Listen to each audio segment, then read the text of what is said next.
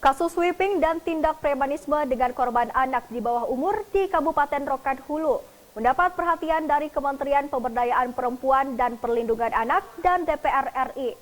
Untuk memastikan peristiwa tersebut, tim Kementerian P3A bersama anggota DPR RI meninjau langsung kediaman korban.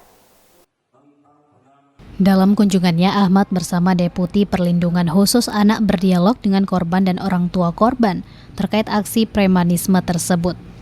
Kementerian P3A RI menyatakan akan mengawal kasus kekerasan dan aksi premanisme terhadap anak ini hingga tuntas dan siap memberikan pendampingan pemulihan psikis para korban.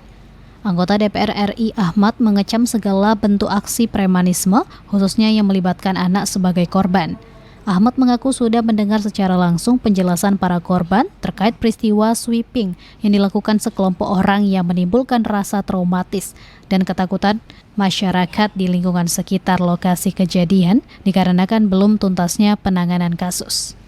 Ya, kita kan langsung ke TKP, tadi langsung ke kondisi ya. Sudah mendengar informasi baik dari anak-anak yang korban maupun dari orang tua. Ya, kemudian sudah ada proses, mulai pendamping, perencanaan juga sudah proses. Itu harapan kita nanti kepada pihak yang menangani kasus ini segera menyelesaikannya. Itu harapan kita bisa mendorong supaya proses hukumnya berjalan seperti mungkin.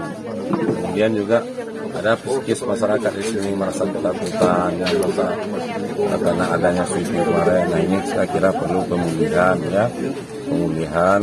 terhadap kejiwaan masyarakat di sini, terlebih-lebih kepada keluarga korban. Ini kita harapkan nanti ada pemulihan psikis mereka.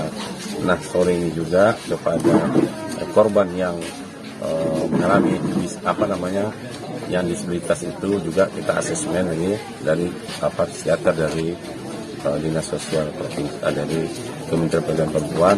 Kita sekarang lagi di asesmen untuk memastikan bahwa anak itu memang disabilitas. Jadi kita harapkan dengan adanya kunjungan ini segera kasus ini cepat diselesaikan. Sementara itu, Deputi Perlindungan Khusus Anak Kementerian P3A Nahar meminta aparat penegak hukum dapat bekerja profesional.